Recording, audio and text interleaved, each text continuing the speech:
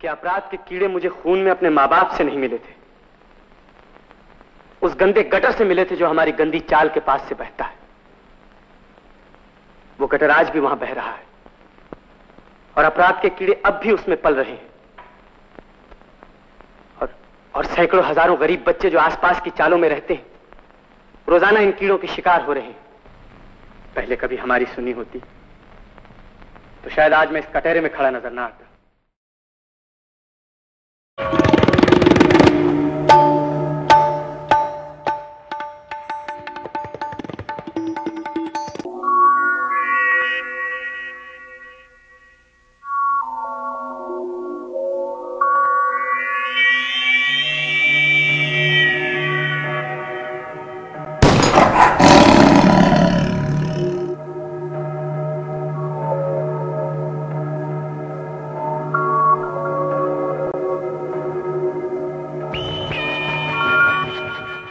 उसको जैसे फंदा लगा कोई शेर को मारा। आपने मारा कि नहीं? हाँ, हमने मारा। शेर का गोश्त खा लेते हैं, तेंदुआ का खा लेते हैं, और साहब हम शेर का गोश्त खा लेते हैं, बिगन्ना हो तो उसके खा लेते हैं, लड़ैया है सब वो खा लेते हैं, और साहब लुखरिया होती है उसका भी खा लेते हैं, और साहब नोरा होता है उसको भी खा लेते हैं, और गोई होती है सब उसको भी खाते हैं। शेर के लिए मार लेते हैं, उसका गोश्त निकाल के चुरो देते हैं। साहब एक लकड़ी के 2 लकड़ी में जल्दी उबल जाता है, बिल्कुल सबसे पानी गोश्त होता है उसका। खाने में कैसा लगता है? बहुत स्वाद देता है। Even today, the nomadic tribe of Pardhis traditionally depend on poaching for their livelihood. Thus, the activities of thousands of Pardhis have become a great danger, not only to the survival of the tiger, but also to other wildlife. Pardhi children acquire poaching skills as a family tradition. The nomadic and poverty-ridden life of a Pardhi deprives their children even the facility of education and schooling. Growing concern about depleting tiger population has drawn government's attention towards the Pardhis. पारधियों की तरफ हमारा ध्यान लगभग 5-6 साल पहले गया था, जब कुछ ऐसी घटनाएं हुई कि जहां भी वन्य प्राणी अपराध हमारे दृष्टि में आए, उन सभी में कहीं ना कहीं पारधी जुड़े हुए पाए गए। चाहे संसार चंद के साथ जो जुड़े हुए प्रकरण थे वो, या उसके अलावा जितने भी केसेस होते हैं मध्य प्रदेश के अलावा राजस्थान में, कर्नाटका में, गुजरात में, बिहार में, झारखंड में, जहां भी वन्य प्राणी अपराध कोई बड़े अपराध नजर में आए हैं, सभी जगह ऐसा पाया गया है कि पारधी समुदाय उसका जुड़ा हुआ है। So who are the Pardhis? Why do they poach? पहले इसको ये समझा जाए कि इनकी ये जो शिकार से जुड़े हैं इसका कारण क्या है। तो ये बात समझ में आई कि ये इनका परंपरागत धंधा है।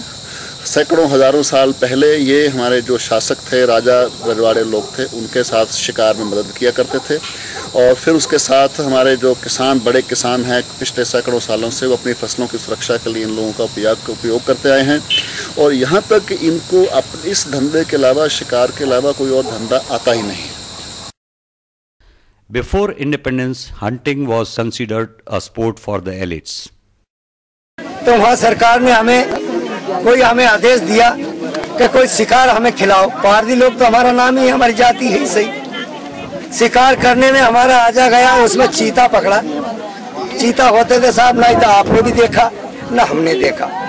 वो चीता पकड़ा, उसका चीता का क्या किया सर कि उसके गले में डोर बांध के और परेड में घुमाया उस चीते को, और सरकार ने, राजा साहब ने उसकी शिकार किया। The elitist hobby deployed Pardhis as skilled and abled help, thus causing complete extinction of cheetahs. Today's elitist demand for tiger parts could well lead to a similar extinction of the tiger, with an obvious Pardhi connection again. The hunting and poaching has been completely banned now, but the government seems to have overlooked the education and rehabilitation of hunting tribes like Pardhis, Bahelias, Chidimars, Mogias and Babariyas. The result being that the tiger today stands at the brink of extinction.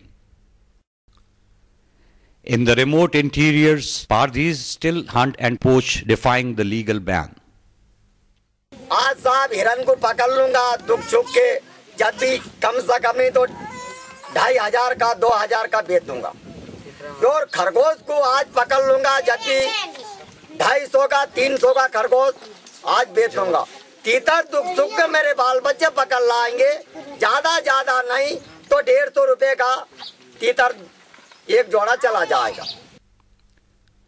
For their livelihood, Pardhis kill almost any wildlife ranging from small birds to lions and tigers. While wandering across India, they will kill any wildlife at the first opportunity they get. Most of the Pardhis don't own any land or property nor have a permanent home. This forces their children also to wander around with their parents. These wandering Pardhi families sometimes wander away as far as Nepal and kill wildlife there too. Nepal में देखा था? हैं? उड़ीसा में। क्या उड़ीसा में कैसा देखा था आपने? सर जी मारा था? किसने? हम लोग। अच्छा। तुमने नेपाल में देखा था? क्या हुआ था थोड़ा बताओ। सर जी हमारे पापा लोग ने मारा था सर जी, बहुत साल होता है। हाँ सर जी मार के सर जी खा ले आज। डेरा डाले थे नेपाल में, तो हम लकड़ी बीनने गए थे, कुल सारे बहरिया लोग लकड़ी बीनने गए थे। तो वहाँ का क्या था, शेर था घास में, शेर छुपा दिखा तो हम दौड़ के भाग गए। फिर घर हमने कहा कि यहाँ वो बाघ मिला था, बाघ। तो सब लोग कहे बहलिया कि कहाँ मिला था, हमको बता देना अड्डा। तो बता दिया हमने अड्डा। तो वहाँ के वो फांसा है ना, तो उसको लगा दिया। तो फांसा को लगा दिया, तो फिर वहाँ रात को फिर शेर आया तो फिर फंस गया वहाँ। तो जग गए, वो घड़े रहा था, हा करके घड़े रहा था। तो सब बहलिया जग गए। तो फिर वो सब बहलिया लाठी उठा के और मारने लगे। मार के इसने के 200-300 ऐसे लाठी खल गई। जब वो खत्म हुआ, फिर खत्म होके उसकी चमड़ी निकाल के और जंगल में नमक ले आए, फिर सुखा के उसको और फिर ले गए। फिर क्या किया खाल का? उसको फिर बेच दिया। कितने की बिकी? 2 लाख की। कुल सारे बहलिया थे 50-60 घर के। कहाँ बेची? यहाँ का दिल्ली तरफ। Shanties or deras as they are known act as school, colleges and universities for the younger generation of Pardhis. It is here that they start learning the skills by catching small birds like pigeons and graduate to trapping and killing larger wild animals. Some of these children grow up to be ace hunters and poachers and find employment with big wildlife smugglers like the infamous Sansar Chand.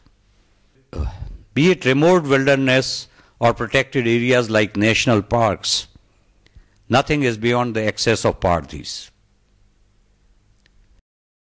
पिछले साल ही इनके 2 डेरे पर हमने red किया था, Kanha national park के किनारे पर।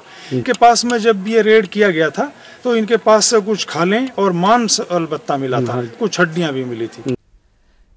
Given the poverty and illiteracy, the Pardhis depend solely on hunting as a way of sustenance.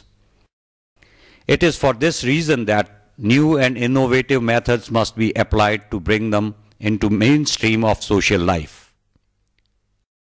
तो पारधियों को हमारे जो सामान्य तरीके हैं, पुलिसिंग के तरीके हैं, उनको दंड देने के, उनको पकड़ने के, अपराधों को रोकने के जो तरीके हैं, ये तो हमेशा से हम अपनाते आए हैं।